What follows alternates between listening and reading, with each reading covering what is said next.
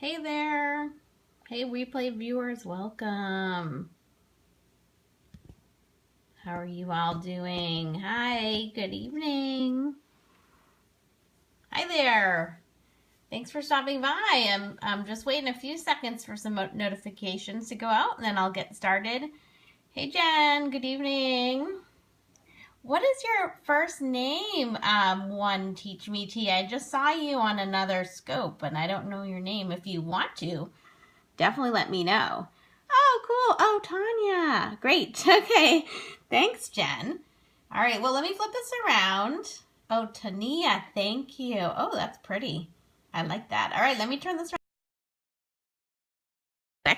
Hey, guys. What's up, ladies and gentlemen, if you stop by? Oh, that's so fun. Wow. What a cool coincidence. So I just wanted to jump on really quick. I don't know about you ladies and gentlemen, but I'm like so tired this week. But I had been thinking about Pinterest, so I just wanted to share a couple of Pinterest thoughts with you and show you a couple tips. So with Pinterest, oh, by the way, let me just tell you. Oh, that's great. Yay, Jen. All right. Yeah, I know a lot of people are already on spring break. I am not either. I'm in New England, so we had a February break, and then we have one in mid-April. So March is pretty long, but it's okay. That's just how it is. But I'm Bex, and I am, okay, sorry, hang on. I am Reading and Writing Redhead. That's my blog name, and I teach second grade. I've been blogging for 3 years. I feel you. Yeah. Oh my gosh. And then we go, by the way, we go to school till like the end of June, but we don't start till the beginning of September. So, in New England, the schedule is a little different from most of the rest of the country for whatever reason. But I've been blogging for a few years. I've been on Pinterest for about 4 years. Been on Teachers Pay Teachers for 3 years. 3.5, almost 4. Actually, that's scary. Almost 4 years. And last year I went to the Teachers Pay Teachers conference, and I also got to go to it the year before, and that was amazing. And I got to meet some really, really smart teacher bloggers, really knowledgeable, really friendly and sweet and helpful. And I, went to a lot of terrific sessions. And then I did some socializing, like we had a lot of get-togethers, and I went out to dinner. Hey, welcome, welcome. Went out to dinner with like 20 different teacher bloggers. And then this past fall, I also went to a teacher blogger meetup. Hi, welcome, welcome. I went to a teacher blogger meetup in New York City. And so I got to get to know some other teachers, and we did a lot of talking and brainstorming and giving each other suggestions. So I'd been thinking about Pinterest, and I've been thinking about like the tips I picked up from those interactions with other amazing teacher bloggers, and thought I should share them with you. Welcome, guys. Thanks for coming. I'm just going to quickly say hi again.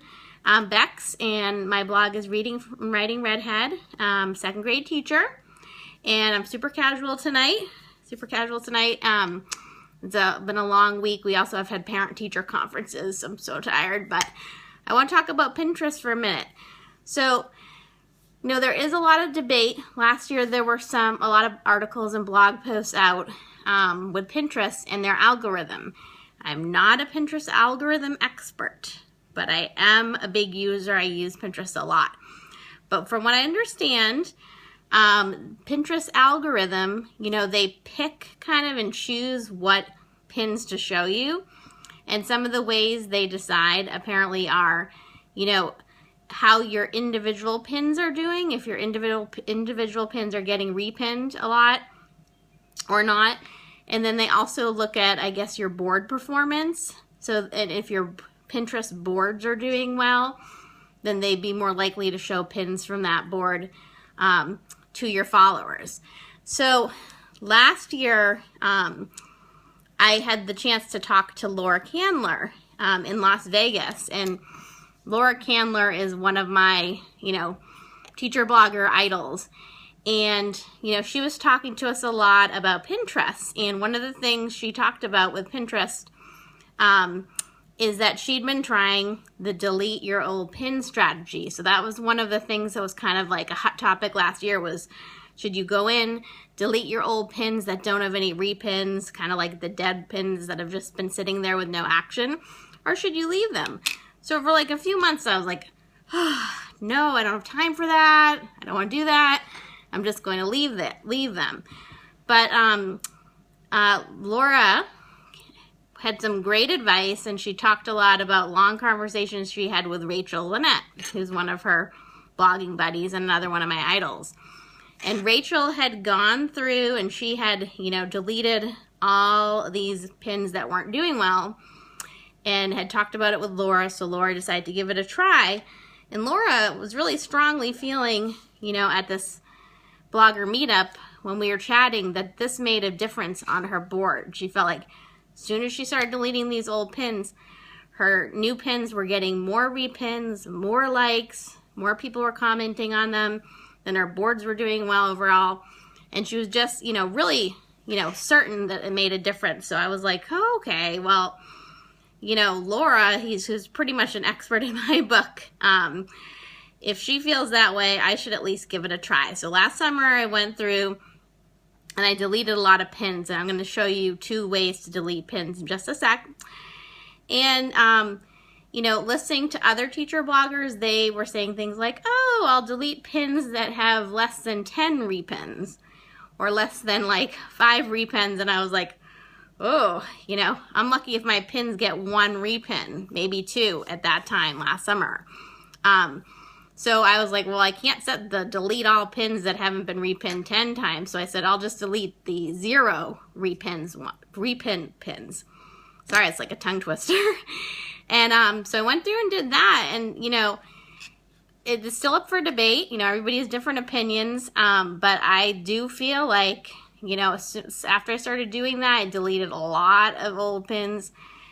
Things started to get like more traction with my pins. Of course, there are other factors too, like I was continuing to like make sure I was pinning good content, helpful things, fun things that other people would also enjoy, not just like cute cat pictures, which I also like, or dogs are really more my thing. So I'm going to go through, hey, welcome.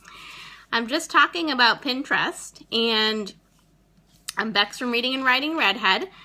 I'm going to just give you a little peek at how you can delete pins. So we were I was talking about some background, some discussions I had with some other teacher bloggers about the benefits of deleting your old pins that don't have any repins, didn't have any like comments on them, and that I started doing that last summer, and I saw, definitely some improvements. So what I did, Tania, if I get that right, I also added some secret boards. So if you don't know about secret boards, you definitely should like look into that. You can like have a board on your Pinterest page that only you can see. So some of the pins, I was like, oh, I really like that for me. So I just transferred them to a secret board, or I repinned them to a secret board and then deleted them so they wouldn't be gone forever. So that is a hot tip. So try that. Like I have a my classroom management board and only I can see it.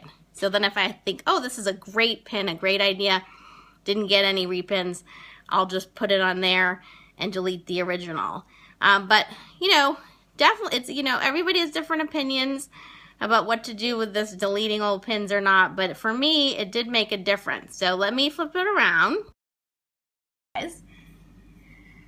All right, so let's just take a look at my Pinterest. So I'll show you, and I'm sorry, I don't have a tripod, so I'm going to try to hold this fairly steady so you can see. So here are some pins, and I scroll down because I want to give my recent pins a chance. So I scroll down to things I pinned like 4 or 5 days ago, because if they haven't been seen and repinned, I feel like they're probably not going anywhere.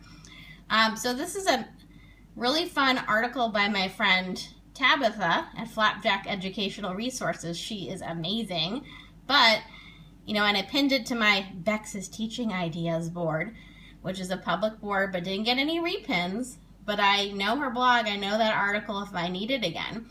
So if I want to delete it, I click the little pencil icon and just click, I'm sorry, I can't, okay, there we go.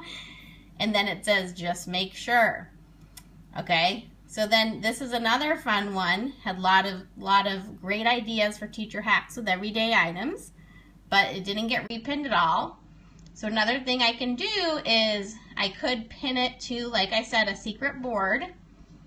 So I have like way too many things on Pinterest, by the way. Yeah, like I could pin it to, this is a secret board that nobody else can see, so it's not lost forever.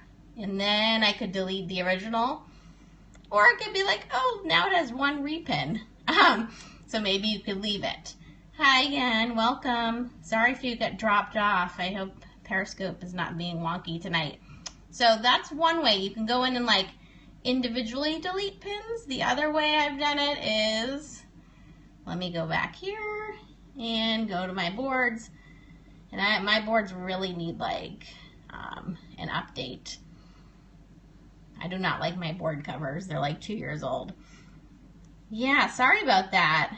So if you miss something important, you know, well, it's just something you might catch it on the replay. Hopefully you get everything you need. But on this one, if you're on a board, one of your Pinterest boards, you can click Move Pins, I think it is.